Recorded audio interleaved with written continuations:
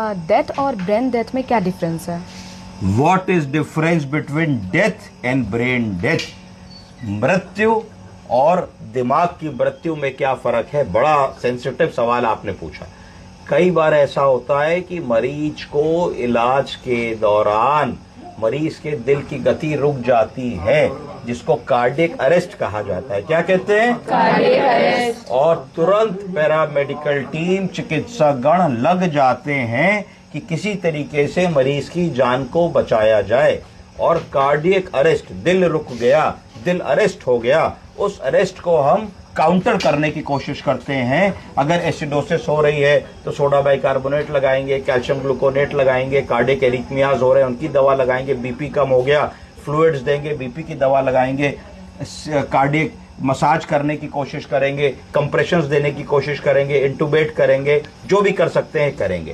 पर एक चीज होती है कि ये सब काम क्यों कर रहे हैं? ये इसलिए कर रहे हैं क्योंकि दिल जब चलना रुक जाएगा तो दिल ब्लड को पंप नहीं करेगा।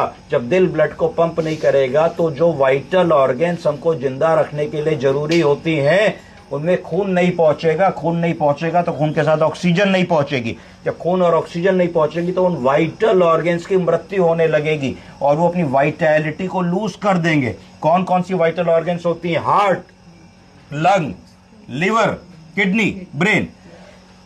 इनमें से हर ऑर्गन जल्दी जल्दी उसकी मृत्यु हो जाती है। अगर मान लीजिए 2 से 3 मिनट तक हमारा दिल ना धड़के और ताजा खून ना मिले तो हमारे ब्रेन के लाखों करोड़ों ब्रेन के सेल्स जो होंगे, न्यूरॉन्स, गैंग्लियन, सब डेड हो जाएंगे।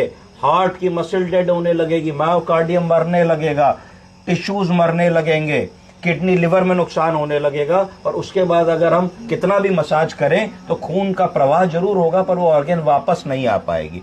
तो डेथ और ब्रेन डेथ, तो अगर ऐसी सिचुएशन होगी तो उसको होगा कि भाई आपने कार्डियोपल्मोनरी रिससिटेशन अटेम्प्ट करा पर मरीज की चेतना, मरीज की ऑर्गन्स कोई भी जीवित अवस्था में वापस नहीं आई। और आप 30-35 मिनट तक मसाज करते रहे, आप उसको शॉक्स देते रहे, आप उसको सारी इमरजेंसी ड्रग्स देते रहे पर कुछ टस से मस नहीं हुआ। ना पल्स आई, ना रेस्पिरेशन आया, ना बीपी आया, ना चेतना आई। तो आप 40 मिनट बाद मरीज को डेथ डिक्लेयर कर देते हैं कि भाई डेथ हो गई।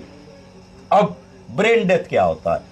ब्रेन डेथ का मतलब यह है कि आपने मरीज को सीपीसीआर करना शुरू करा और 1, 2, 3, 4, 5, 6 मिनट के बाद आपके पैरामेडिकल स्टाफ कह रहे देखिए मॉनिटर पे पल्स आ रही है, ईसीजी रीड करना शुरू कर गया। तो आपको एक चैन की सांस आती है कि इसका मतलब मेरे कार्डियक कंप्रेशन से, मसाज से, सीपीआर से, इलेक्ट्रिक शॉक से मरीज के दिल की चेतना वापस आ गई और तर तर तर तर तर तर तर तर हार्ट रेट 140 की 130 की वापस आ गई। आप खुश हो जाते हैं कि मरीज जो है बचा लिया। परंतु क्या होता है कि जब आप ये सब करके मरीज को वेंटिलेटर पे जोड़ देते हैं और समय बीतता है, 2 घंटे बीते, 4 घंटे बीते, 6 घंटे बीते, 8 घंटे बीते, तो आप देखते हैं कि दिल तो चल रहा है, आप देखते हैं कि पल्स आ गई, आप देखते हैं कि ब्लड प्रेशर आ गया, आप देखते हैं कि पेशाब की थैली में पेशाब भी आ रहा है। क्योंकि जब पल्स आ गई और हार्ट रेट आ गया और बीपी आ गया तो मीन आर्टीरियल प्रेशर हो गया। जब मीन आर्टीरियल प्रेशर हो गया तो किडनी ने अल्ट्राफिल्ट्रेशन करना शुरू किया। जब अल्ट्राफिल्ट्रेशन करना शुरू किया तो डायलिसिस होनी शुरू हुई। जब डायलिसिस होनी शुरू हुई तो पेशाब बनना शुरू हो गया। तो इसका मतलब आपको मजा आया, आपको लगा भाई देखो दिल चला दिया, ब्लड प्रेशर आ गया, ब्लड प्रेशर आ गया तो गुर्दे चल गए और पेशाब होने लगा, नाक की नली से जो खाना दिया था सो भी पच गया।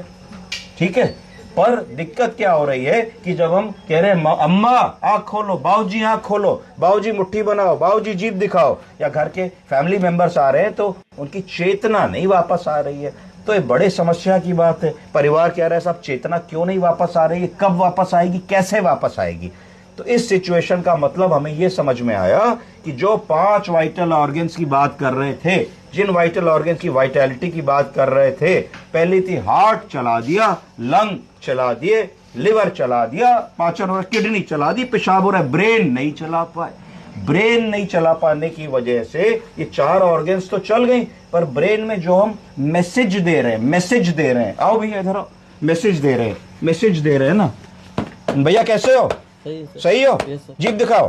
तो ये क्यों कर पा रहे हैं भैया? इसलिए कर पा रहे हैं क्योंकि जब मैंने इनको मारा तो इस स्पर्श का मैसेज ब्रेन में गया। कहां गया? ब्रेन में। ब्रेन में बात पूछी, जीभ दिखाओ, तो ब्रेन ने उस बात को प्रोसेस किया और प्रोसेस करने के बाद इन्होंने आउटपुट दिया, जीभ दिखाओ भैया, दिखा दिया। पर अब क्या प्रॉब्लम आ रही है कि जब हम उनको स्पर्श कर रहे हैं, ये तो कर रहे हैं, यहां से इंपल्स ट्रेवल कर रहा है, वो इंपल्स ब्रेन में जा नहीं रहा, या जा रहा है तो प्रोसेस नहीं हो रहा है, और अगर प्रोसेस हो रहा है तो आउटपुट नहीं आ रहा है। तो तीनों में से किस चरण में प्रॉब्लम आई है, ये जानना बहुत कठिन काम होता है किसी के लिए भी, बड़े डॉक्टर के लिए भी। परंतु इस सिचुएशन को हम लोग कह देते हैं भाई फंस गए, ब्रेन डेथ हो गई, ब्रेन काम नहीं कर रहा है। ब्रेन डेथ डिक्लेयर करने की भी एक क्लास में लूंगा, तो उसमें कमेटी बनती है, 3 मेल के डॉक्टर बैठते हैं, मजिस्ट्रेट को चिट्ठी जाती है, तब जाके आप किसी को ब्रेन डेथ डिक्लेयर कर सकते हैं। ये एक कैच 22 सिचुएशन होती है कि मरीज को सांस चलने लगी, मरीज वेंटिलेटर से आउट हो गया, मरीज नाक की नली से भोजन एक्सेप्ट कर रहा है, मरीज को लैट्रिन होने लगी, पर मरीज बोल नहीं रहा है, फैमिली से उसका कोई कनेक्शन नहीं है। तो ये बहुत और दर्द देने वाली, पीड़ा देने वाली सिचुएशन होती है कि हमारा मरीज सांस तो ले रहा है पर हमारा मरीज पहचान नहीं रहा, बोल नहीं रहा, कम्युनिकेट नहीं कर रहा। अब हम क्या करें, कब तक ऐसे चलेगा? इस डिलेमा में बहुत ही ज्यादा तकलीफ की सिचुएशन होती है, दोनों मेडिकल टीम के लिए भी और फैमिली टीम के लिए भी। आप समझ गए डेथ और ब्रेन डेथ का डिफरेंस?